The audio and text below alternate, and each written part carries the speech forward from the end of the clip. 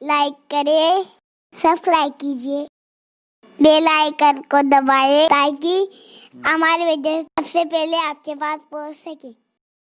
آقا صلی اللہ علیہ وسلم کے دیوانوں، کیا حیا تھی ہمارے بزرگوں میں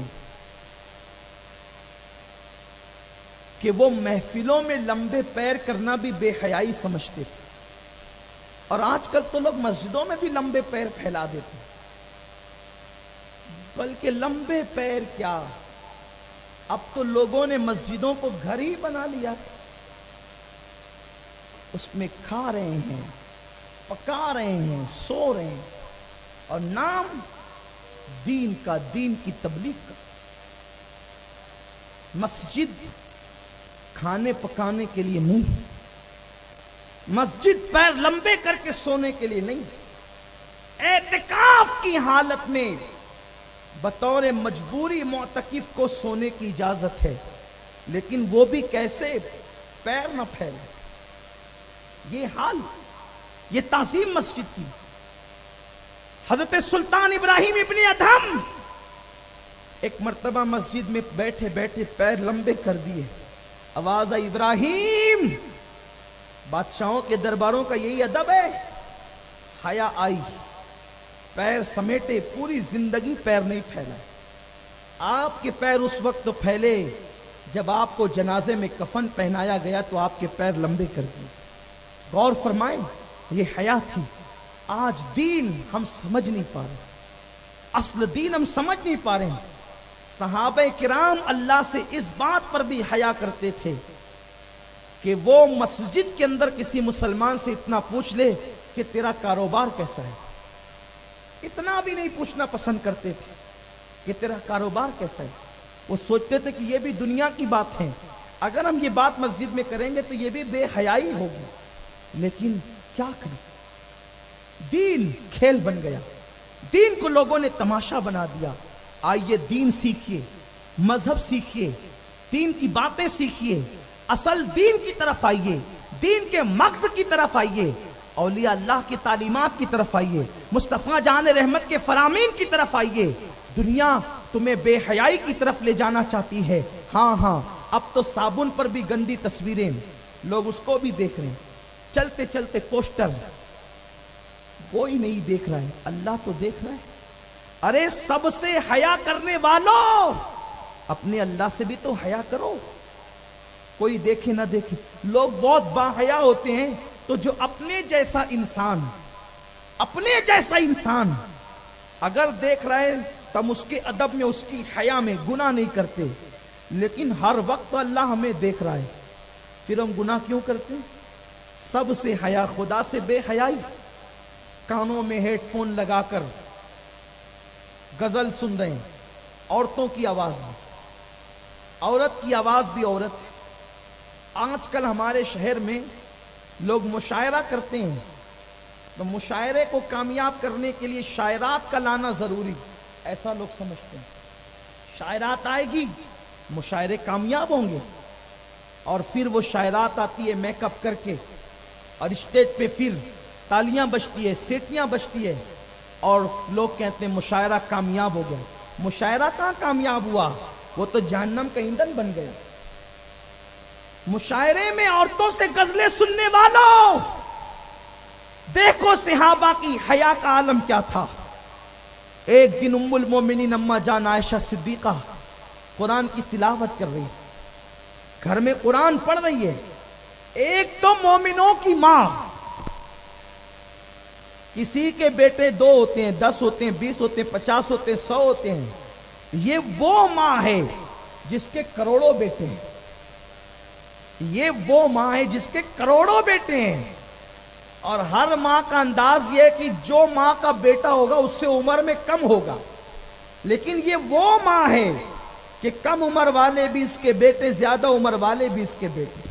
ارے شان تو یہ ہے کہ جو کسی کا بیٹا ہوتا ہے وہ باپ نہیں ہو سکتا، لیکن یہ وہ ماں ہے کہ اس کا باپ بھی اس کا بیٹا ہے، اس کا باپ بھی اس کا بیٹا، یعنی ابو بکر صدیق بھی نسب کے اعتبار سے اما عائشہ کے باپ ہیں، اور ایمان کے رشتے کے اعتبار سے بیٹے ہیں۔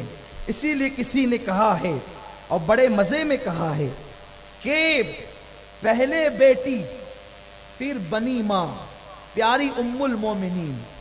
جب تک حضور کے نکاح میں نہیں آئی تھی بیٹی تھی ابو بکر صدیق کی، لیکن جب حضور کے نکاح میں آ گئی تو اب ابو بکر کی ماں بن گئی. پہلے بیٹی پھر بنی ماں، پیاری ام المومنین. دوہری نسبت، ایک سگائی، ابو بکر پیارے خلیل. یہ شان ہے اس اماں جان کی. وہ تلاوت کر رہی ہے. کون؟ جس کے بستر پہ قرآن نازل ہوتا ہے وہ تلاوت کر رہی ہے. صاحب قرآن سے جو قرآن پڑھتی ہے، پڑھنے میں اتنی مگن ہوئی، نہ چاہتے ہوئے لاشعوری طور پہ ان کی آواز اونچی اونچی اونچی اونچی اونچی ہوتے ہوتے اونچی ہو گئی. اتنی اونچی ہو گئی اماں جان عائشہ کی آواز کہ گھر سے نکل کر باہر رستے پر سنائی دینے لگی. ایک صحابی وہاں سے گزرے تو دل صاف تھے ان لوگوں کے، حضور کی صحبت نے دل صاف کر دیے تھے. رک گئے کہ رسول اللہ کی زوجہ قرآن پڑھ رہی ہے، مومنوں کی ماں قرآن پڑھ رہی ہے، شاگردائے رسول قرآن پڑھ رہی ہے. رک گئے، قرآن سننے لگے. اللہ کا خوف غالب آ گیا، خشیت کے ساتھ گردن نیچے ہو گئی. حضرت فاروق اعظم غیظ المنافقین، امام المجاہدین. یہ غیظ المنافقین اور امام المجاہدین صرف فاروق اعظم کا لقب ہے. وہ امام المجاہدین اور غیظ المنافقین جس کی تلوار سے کی جھنکار جب میدان میں سنائی دیتی ہے تو اللہ پاک قرآن میں آیتیں نازل فرماتا ہے. وہ امام المجاہدین اور غیظ المنافقین جس کے غیظ منافقین کے حوالے سے اشداء علی الکفار کی آیتیں نازل ہوتی ہے. اللہ اکبر. وہ امام المجاہدین اور غیظ المنافقین جب آئے، جسے دیکھ کر شیطان بھی رستہ بدل دیتا ہے، جسے دیکھ کر جس گلی میں عمر ہوتے ہیں اس گلی میں شیطان نہیں آتا. انہوں نے دیکھا ایک بندہ گردن جھکا کر کچھ سن رہا ہے. آپ کے کان میں بھی آواز آئی. آپ نے میرا کیوں کھڑا ہے یہاں؟ اماں عائشہ کے حجرے کے پاس تو کھڑا کیوں ہے؟ اس نے کہا عمر دیکھو اماں عائشہ کتنا اچھا قرآن پڑھے. کہا اچھا تو عورتوں سے قرآن سنتا ہے؟ اور یوں ایک مکہ بنایا اور اس کے سینے میں مارا. چل یہاں سے، عورتوں سے قرآن سنتا ہے؟ مرد ختم ہو گئے قرآن پڑھنے والے، نکل یہاں سے.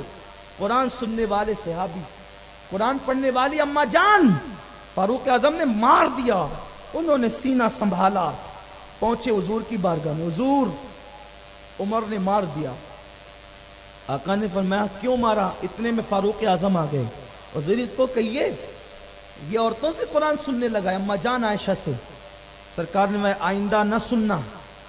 اور پھر آقا نے فرمایا عائشہ عورت کی آواز بھی عورت ہے، اس لیے قرآن پڑھنے میں آواز اتنی بلند نہ کرنا کہ تمہاری آواز گھر سے باہر نکلے. اور کہا کہ اے شخص عورت سے قرآن سننے کی اجازت نہیں دیتا. اگر قرآن پڑھنے والی مومنین کی ماں ہو جس کے بستر پہ قرآن نازل ہوتا ہو تو ان کے منہ سے قرآن سننا حضور نے منع فرمایا. تو جو ایسی گندی گلیز عورتیں جو بے پردہ اسٹیجوں پہ آتی ہو اور پتلے کپڑے پہن کر جسموں کی نمائش کرتی ہو، جن کی آنے پہ تالیاں بجتی ہو، لوگ ان کی یوٹیوب پر ان شاعرات کی غزلیں سن رہے ہیں، اپنے شہروں میں بلا کر انہیں غزلیں پڑھوا رہے ہیں. اللہ سے حیا کرو. جب کہیں عورت گانے والی موجود ہو اور وہاں پر سننے والے لوگ ہوں تو مسلسل دلوں پہ سیاہی اترتی ہے، نفاق اترتا ہے. لوگوں خدا سے حیا کرو. لوگ جو ہے یوٹیوب پر تنہائیوں میں عورتوں کی آوازوں میں غزلیں سن رہے ہیں، ہیڈ فون لگا کر گانے سن رہے ہیں. اللہ سے حیا کرو.